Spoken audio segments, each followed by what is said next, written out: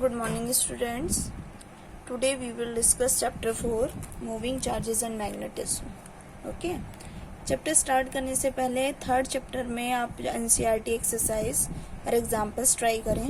जो आपकी प्रॉब्लम हो आप मुझे बताएं, या तो उस पर फिर एक वीडियो बना देंगे या फिर आपको उसका सॉल्यूशन जो भी प्रॉब्लम्स होंगी, क्योंकि सारे के सारे न्यूमेरिकल्स कराना ऐसे पॉसिबल नहीं है ऑनलाइन क्लासेस में, तो आप खुद से करें. जो आपकी प्रॉब्लम्स आए मुझे बताना. ठीक है, चलिए स्टार्ट करते हैं.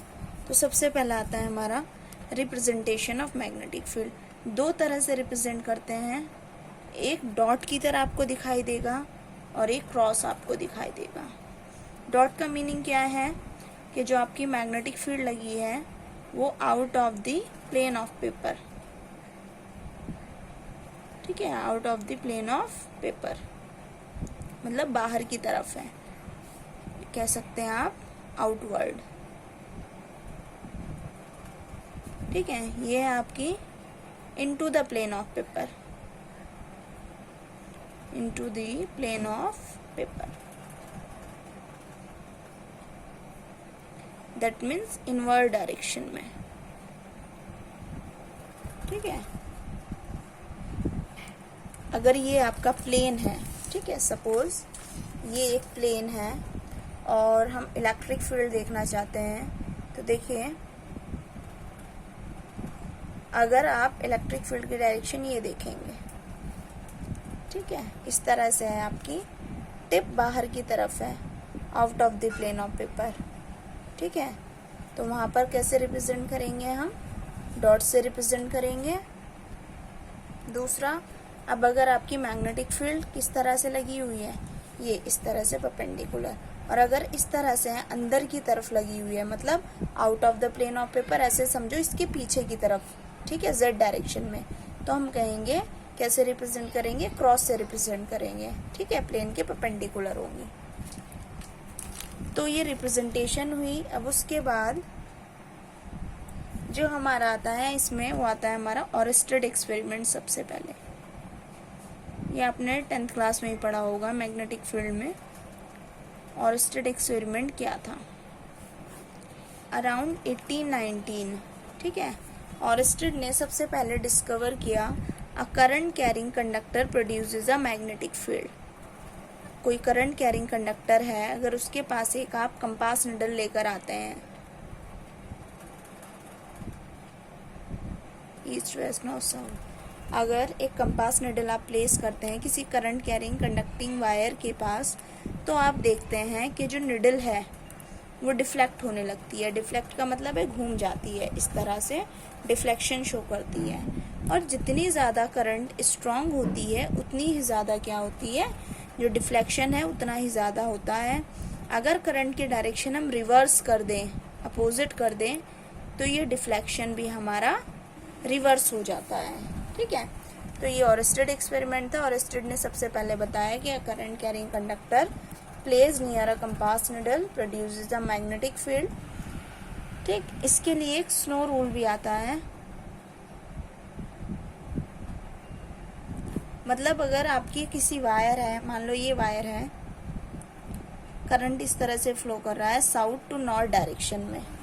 ठीक है, साउथ से नॉर्थ डायरेक्शन में करंट आपका फ्लो कर रहा है, तो जो कंपास निडल होगी आपकी ईस्ट वेस्ट नॉर्थ साउथ, तो डिफ्लेक्शन कहाँ होगा? वेस्ट में होगा.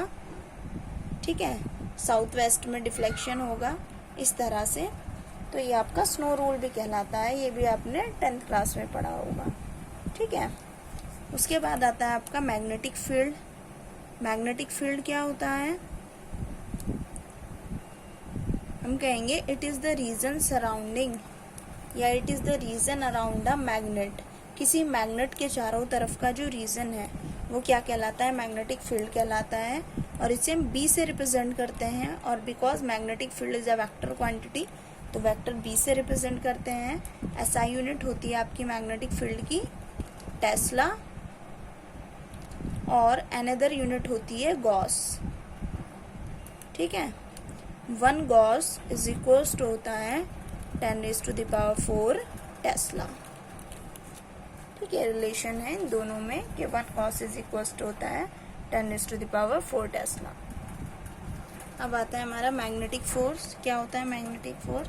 The force experienced by a charge particle when it is placed या when it is moving in an magnetic field. जब किसी भी चार्ज पार्टिकल को किसी मैग्नेटिक फील्ड में रखा जाता है या मूव करता है, ठीक है, तो जो फोर्स एक्सर्ट करता है या उस चार्ज पार्टिकल पर जो फोर्स लगता है उसको हम कहते हैं मैग्नेटिक फोर्स। कंसिडर कर लिया, ये हमारी मैग्नेटिक फील्ड है, कैसी लगी हुई है? आउट ऑफ द आउट है या इनवर्ड है? ये कैसे लगी हुई आपकी? Into the plane of paper. और यहाँ हमारा कोई चार्ज पार्टिकल है, क्यू चार्ज है और मैग्नेटिक फील्ड में प्लेस्ड है, v वेलोसिटी है। तो इस चार्ज पार्टिकल पर जो मैग्नेटिक फोर्स होगा वो होगा q v क्रॉस b, ठीक है। वेलोसिटी और मैग्नेटिक फील्ड एक दूसरे के परपेंडिकुलर है। किस तरह से? देखो, ये कैसे लगा हुआ है? ये चार्ज पार्टिकल की वेलोसिटी ये है और मैग्नेटिक फील्ड कैसे लगा हुआ है? Into the plane of paper. Just a minute, इस तरह से, लाइक दिस। ये वेलोसिटी है जो आपको ब्राउन पेन दिखाई दे रहा है और मैग्नेटिक फील्ड ऐसे लगी हुई है into the plane of paper, बल्कि ऐसे, और ये अंदर की तरफ और चार्ज पार्टिकल इस तरह से। तो दोनों परपेंडिकुलर हैं, तो इसलिए क्रॉस प्रोडक्ट है v क्रॉस b। आप यहाँ से निकालेंगे एफ बी और वेक्टर क्वांटिटी है magnetic force. b magnetic force के लिए लगाया हमने, मैग्नेटिक फील्ड के लिए q V B sine theta, और थीटा है 90, साइन 90 है 1, बिकॉज वी क्रॉस प्रोडक्ट है, इसका मीनिंग है एक दूसरे के परपेंडिकुलर होगा। तो मैग्नेटिक फोर्स आपका आ गया क्यू वी बी, ठीक है।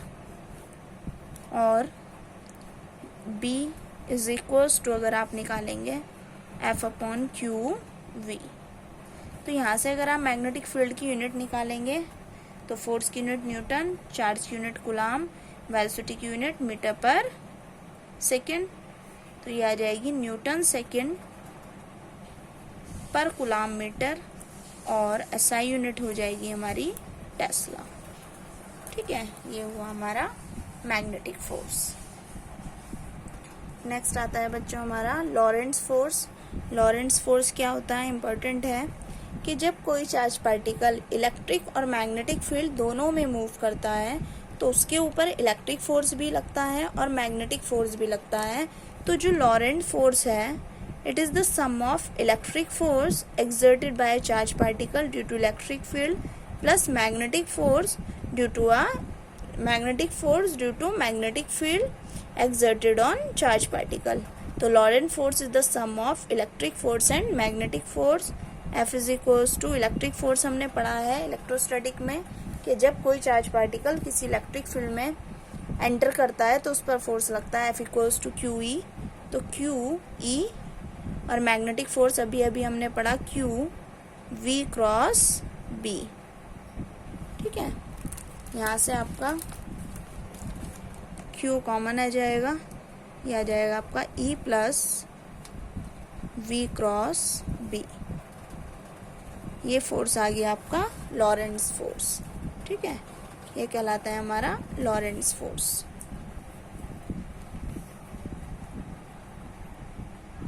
ठीक है, नेक्स्ट टॉपिक है हमारा magnetic force on a current carrying conductor. Consider कर लिया कोई कंडक्टर है, L टोटल लेंथ है, तो हमने एक छोटा सा सेगमेंट मान लिया DL लेंथ का। इस सेगमेंट की वजह से मैग्नेटिक फील्ड क्या है, कैसे लगी हुई है, आप देख सकते हैं out of plane of paper, इस तरह से बाहर की तरफ लगी हुई है।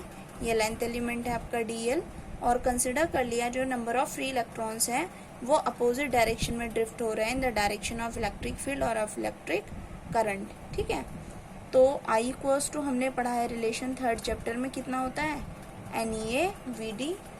हर एक इलेक्ट्रॉन एक मैग्नेटिक फोर्स एक्सपीरियंस कर रहा होगा और वो मैग्नेटिक फोर्स कितना होगा Q V cross B। As you can see in the figure, velocity और मैग्नेटिक फील्ड की डायरेक्शन परपेंडिकुलर होगी एक दूसरे के, तो FV इज इक्वल्स टू, और इलेक्ट्रॉन होंगे फ्री इलेक्ट्रॉन, तो EVB साइन 90 आपका 1 हो जाएगा, तो मैग्नेटिक फोर्स कितना आ गया आपका माइनस ई वी बी। ये हमने चार्ज पुट कर दिया, इलेक्ट्रॉन का चार्ज, ठीक है। इतना हो गया F equals to minus E V B, आपका मैग्नेटिक फोर्स आ गया। यही से आप एफ एम से भी लिख सकते हैं मैग्नेटिक फोर्स, ठीक है। अब देखिए क्या कह रहे हैं, अगर कंसिडर कर लिया स्मॉल एन क्या है, नंबर डेंसिटी है, किसकी, इलेक्ट्रॉन्स की। तो हमने पढ़ा है नंबर डेंसिटी कितने होता है, total number per unit volume, ठीक है, फर्स्ट थर्ड चैप्टर में पढ़ चुके हैं। वॉल्यूम कैसे निकालेंगे, area of the wire into length of the wire. तो कैपिटल एन कितना हो गया, total number of electrons, N A L. कहाँ पुट कर देंगे भाई, एक इलेक्ट्रॉन के लिए फोर्स कितना है, इतना है। एन इलेक्ट्रॉन्स के लिए फोर्स कितना होगा, देखो आप, एक इलेक्ट्रॉन के लिए फोर्स कितना निकाला हमने, अभी निकाला, minus E V B. N के लिए कितना होगा, मल्टीप्लाई कर देंगे, तो टोटल फोर्स कितना हो जाएगा, टोटल फोर्स, ठीक है, टोटल फोर्स ऑन इलेक्ट्रॉन कितना हो जाएगा,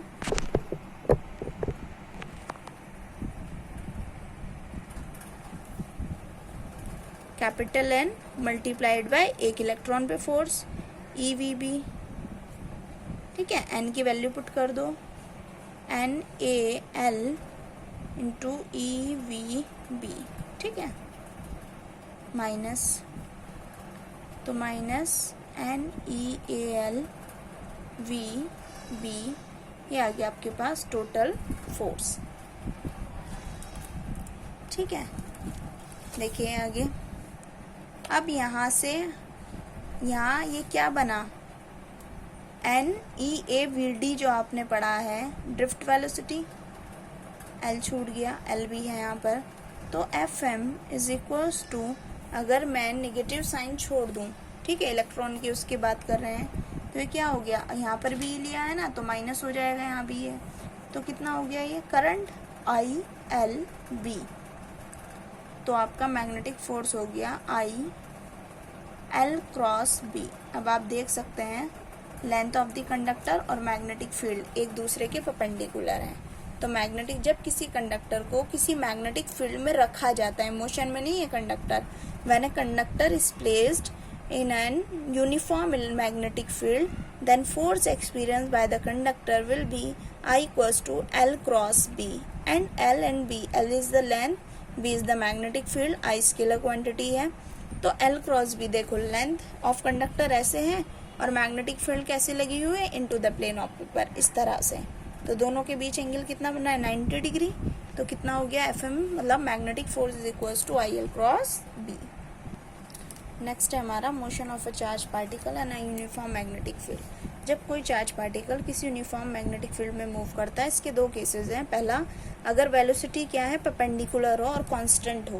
तो देखो, अगर आपकी वेलोसिटी कांस्टेंट रहती है हर एक पॉइंट पर, तो जो मोशन होती है चार्ज पार्टिकल की, वो मोशन होती है आपकी सर्कुलर मोशन, ठीक है, एक सर्कल फॉर्म करता है वो। तो हमने कहा कोई चार्ज पार्टिकल है, इलेक्ट्रिक फील्ड में मैग्नेटिक फील्ड में एंटर करता है इस तरह से कि वेलोसिटी हमेशा परपेंडिकुलर रहती है, ठीक है।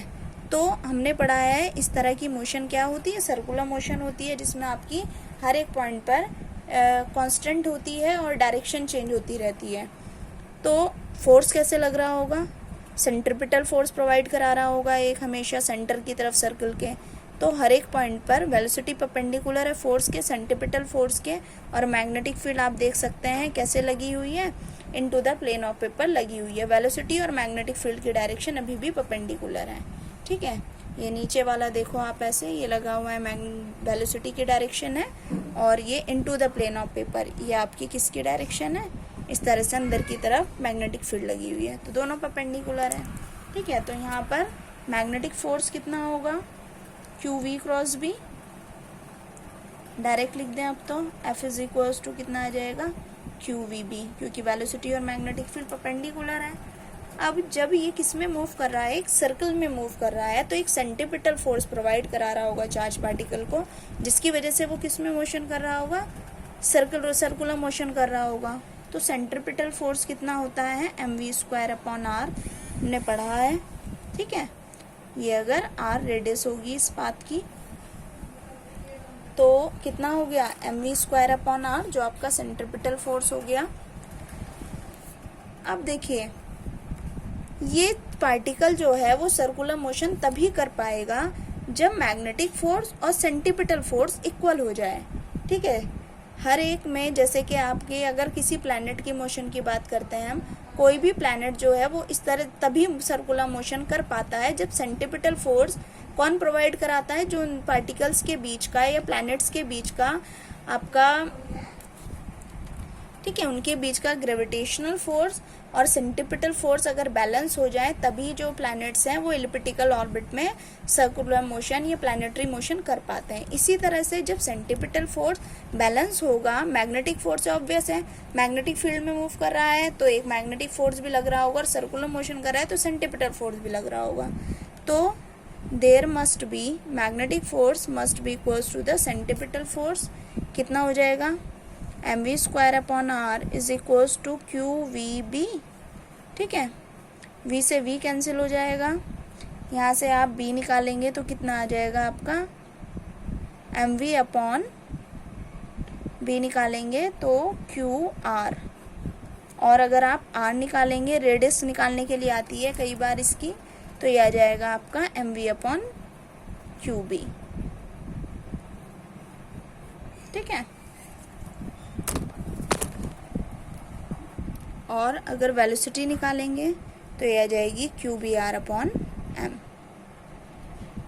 अब if t with the time period of revolution, ठीक है, एक रेवोल्यूशन को, चक्कर को कंप्लीट करने का टाइम पीरियड अगर t है तो टाइम कितना होता है, डिस्टेंस अपॉन स्पीड, डिस्टेंस कितनी होगी, इतना सरकमफ्रेंस, स्पीड कितनी होगी, QBR अपॉन m। तो t is equals to 2πr upon v होगा आपका QBR upon m, cancel, t आ गया आपका 2πm upon QB, time period. अब अगर हम फ्रीक्वेंसी निकालें, फ्रीक्वेंसी ऑफ रेवोल्यूशन, तो फ्रीक्वेंसी ऑफ रेवोल्यूशन होती है F equals to 1 upon time period. ठीक है, पुट कर देंगे तो फ्रीक्वेंसी कितनी आ जाएगी, QB अपॉन 2πm। ये आपकी फ्रीक्वेंसी आ गई।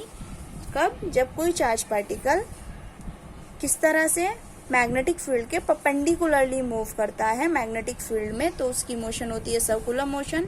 और जब सर्कुलर मोशन होती है तो एक तो मैग्नेटिक फोर्स होगा क्योंकि मैग्नेटिक फील्ड में मूव कर रहा है, दूसरा सेंट्रिपिटल फोर्स प्रोवाइड करा रहा होगा। ओके, ठीक है। सेकंड केस क्या आता है, जब वेलोसिटी परपेंडिकुलर ना होकर टेंजेंशियल हो, मतलब मैग्नेटिक फील्ड के साथ कुछ एंगल बना रही हो। तो देखो, जब चार्ज पार्टिकल इस तरह से मूव करता है कि वेलोसिटी जो है वो टेंजेंशियल हो मैग्नेटिक फील्ड के, तो वो एक हेलिक्स को फॉर्म करता है या एक हेलिकल मोशन प्रोवाइड कराता है। ठीक है, जब वेलोसिटी टेंजेंशियल हो, ठीक है, परपेंडिकुलर ना हो मैग्नेटिक फील्ड के, तो कुछ एंगल बनाएगा मैग्नेटिक फील्ड के साथ, तो जो मोशन होगी चार्ज पार्टिकल की वो आपकी हेलिकल मोशन कहलाएगी। और जो फॉर्म होगी, ये जो फॉर्म करेगा एक, ये हेलिक्स फॉर्म करेगा। ठीक, देखो, consider a charged particle q entering in the uniform magnetic field B with velocity inclined at an angle theta with the direction of magnetic field as shown in figure। ठीक है, the motion described by particle is called the helical motion और helix। there are two component of magnetic field। ठीक है, देख सकते हैं आप figure में, ये मैग्नेटिक फील्ड एक पैरेलल लाइन हमने ड्रॉ की, तो ये वेलोसिटी एंगल बना रही है मैग्नेटिक फील्ड के साथ थीटा। मैग्नेटिक फील्ड लगी है अलोंग एक्स एक्सिस के अलोंग। तो दो कंपोनेंट होंगे, पैरेलल कंपोनेंट तो होगा v cos थीटा और परपेंडिकुलर कंपोनेंट होगा v sin थीटा। ठीक है, अगेन यहाँ से r अभी अभी हमने निकाला है। भाई, एक जो हेलिक्स का एक टर्न होगा वो सर्कल की तरह ही तो होगा। ठीक है, r रेडियस का सर्किल की तरह ही होगा। और इसके लिए अभी अभी हमने पढ़ा है, कितना पढ़ा है, r is equals to mv upon QB, radius जो होगी इस हेलिकल की। अब देखिए, v कौन सा कंपोनेंट आएगा, किस डायरेक्शन में आएगा, पैरेलल कंपोनेंट आएगा। तो r is equals to mv parallel component of, sorry perpendicular component नहीं, ये तो परपेंडिकुलर के लिए निकाला था हमने कि जब वेलोसिटी परपेंडिकुलर हो। तो देखो, परपेंडिकुलर कंपोनेंट मैग्नेटिक फील्ड के डायरेक्शन के परपेंडिकुलर है ना, तो कितना आ जाएगा M V perpendicular component upon Q B, और परपेंडिकुलर कंपोनेंट कितना है हमारा वी साइन थीटा, तो कितना आ गया M V sine theta upon Q B. ठीक है, अब अगर टाइम पीरियड आप यहाँ से निकालेंगे तो सेम वही आ जाएगा, T is equals to 2πr upon V. देखो v क्या होगा परपेंडिकुलर कंपोनेंट, सेम वही पिछला वाला तो लग रहा है, बस चेंज क्या हो गया, दो कंपोनेंट यहाँ पर हमारे आ गए।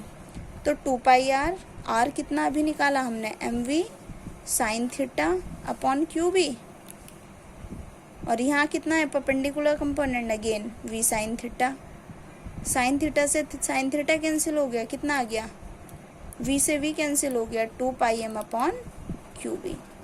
सेम वही फ्रीक्वेंसी भी वही आ जाएगी।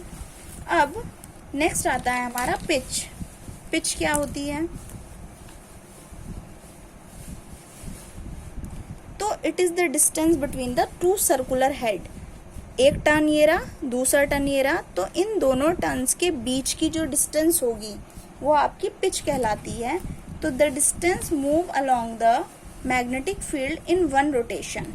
ठीक है, यहाँ चले हम, यहाँ चले, तो वन रोटेशन मतलब दो टर्न्स के बीच की जो डिस्टेंस है वो आपकी पिच कहलाती है। और पिच क्या डिस्टेंस ही तो है, तो डिस्टेंस कितनी होती है, डिस्टेंस इज इक्वल्स टू हमने पढ़ा है स्पीड इनटू टाइम, यही होता है। स्पीड कितनी होगी, अब देखिए पिच के अलोंग कौन सा कंपोनेंट है, ये वाला कंपोनेंट है, ये जो रखा है मतलब पैरेलल वाला कंपोनेंट है।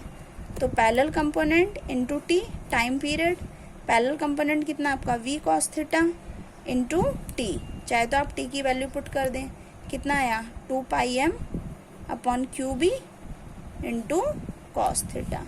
ये क्या निकल कर आ गई आपकी पिच निकल कर आ गई। ठीक है, इंटू वी भी आएगा ना, v छूट गया, v cos theta into T था ना, तो 2πm v upon Q B into cos theta. Next आता है हमारा Fleming left hand rule. Fleming left hand rule क्या होता है, ये आपका हैंड लेफ्ट हैंड है, ये आपका थंब है, ये आपका फोर फिंगर है, ये आपकी मिडिल फिंगर है। If we stretch our thumb, forefinger and middle finger in such a way these are mutually perpendicular to each other, then forefinger gives the direction of magnetic field, middle finger gives the direction of current, then the force represent the direction of magnetic force। ठीक है, direction निकालने के लिए, हम force की direction को निकालने के लिए किसका यूज करते हैं, लेफ्ट हैंड रूल का यूज करते हैं। क्लियर है, ये एफ बी आई तीनों को परपेंडिकुलर रखेंगे, एफ बी आई। ठीक, नेक्स्ट आता है right hand thumb rule. Right hand thumb rule क्या है कि if we hold a straight conductor, pen आपका एक स्ट्रेट कंडक्टर है और टिप जो है वो आपकी करंट की डायरेक्शन को रिप्रेजेंट कर रही है, then thumb gives the direction of electric current, then this curl fingers, जो फिंगर्स घूम रही हैं ये कर्ल हो रही हैं, this curl fingers give the direction of magnetic field. मतलब स्ट्रेट कंडक्टर के अराउंड जो डायरेक्शन होगी, मैग्नेटिक फील्ड का पैटर्न होगा वो सर्कुलर होगा। अगर करंट कैसे जा रही होगी, अपवर्ड जा रही होगी, तो हाथ देखिए आपका किस डायरेक्शन में घूम रहा है, एंटी क्लॉकवाइज डायरेक्शन में। ठीक है, अब अगर आपकी करंट की डायरेक्शन होगी डाउनवर्ड, देखिए तो आप कैसे पकड़ेंगे, इस तरह से पकड़ेंगे। थंब जा रहा है आपका नीचे, हाथ कौन से डायरेक्शन में कर्ल हो रहा है आपका, क्लॉकवाइज डायरेक्शन में, तो करंट की जो आपकी कर्ल फिंगर्स होंगी, मैग्नेटिक फील्ड की डायरेक्शन होगी वो क्या होगी, सर्कुलर होगी और क्लॉकवाइज डायरेक्शन होगी। Okay, you can see here in the diagram, अगर नीचे होगा तो क्लॉकवाइज सेंस में होगी, अपवर्ड होगी तो एंटी क्लॉकवाइज सेंस में होगी। ठीक है, ये आपकी क्लॉकवाइज होंगी। बायोट सावर्ट लॉ बहुत सिंपल है, किसी एक इनफाइनाइटली कंडक्टर के लिए हमने एक एलिमेंट ले लिया dl, यहाँ r डिस्टेंस पर मैग्नेटिक फील्ड है जो कि परपेंडिकुलर है कंडक्टर की लेंथ के। ठीक है, ये एंगल थीटा है, I करंट फ्लो कर रही है, तो मैग्नेटिक फील्ड किस किस पर डिपेंड करता है, I पे डिपेंड करता है, करंट पर, लेंथ एलिमेंट पर, इनके बीच के एंगल के साइन पर और डिस्टेंस के स्क्वायर के इनवर्सली प्रोपोर्शनल। इन सबको आप कंबाइन करेंगे तो dB is directly proportional to IDL sine theta upon r square. Proportionality sign हटाकर एक कांस्टेंट लेंगे, mu naught upon 4 pi IDL sine theta upon r square. जो कांस्टेंट है म्यू नॉट अपॉन 4 पाई, उसकी वैल्यू होती है 10⁻⁻⁷। Tesla metre ampere inverse mu naught कहलाता है। मैग्नेटिक परमिएबिलिटी क्या होती है? It is the ability of a substance to acquire magnetisation in a magnetic field. किसी भी सब्सटेंस को मैग्नेटिक फील्ड लाने पर मैग्नेटाइजेशन को एक्वायर करने की जो उसकी कैपेसिटी है, एबिलिटी है, उसकी परमिएबिलिटी कहलाती है। ठीक है, तो मैग्नेटिक फील्ड कितनी आ गई? टोटल डी भी स्मॉल फील्ड था क्योंकि स्मॉल एलिमेंट चूज किया, टोटल निकालेंगे तो इंटीग्रेट कर देंगे। अगर वेक्टर फॉर्म में लिखेंगे हम तो म्यू नॉट अपॉन 4 पाई dl क्रॉस r हो जाएगा, क्योंकि r के साथ जब आप क्रॉस देखेंगे तो कितना हो जाएगा? Sine theta. ठीक है, यहाँ तक आपका ये कंप्लीट हो गया। इससे आगे कोई भी प्रॉब्लम होगी इन टॉपिक्स में तो डिस्कस करेंगे।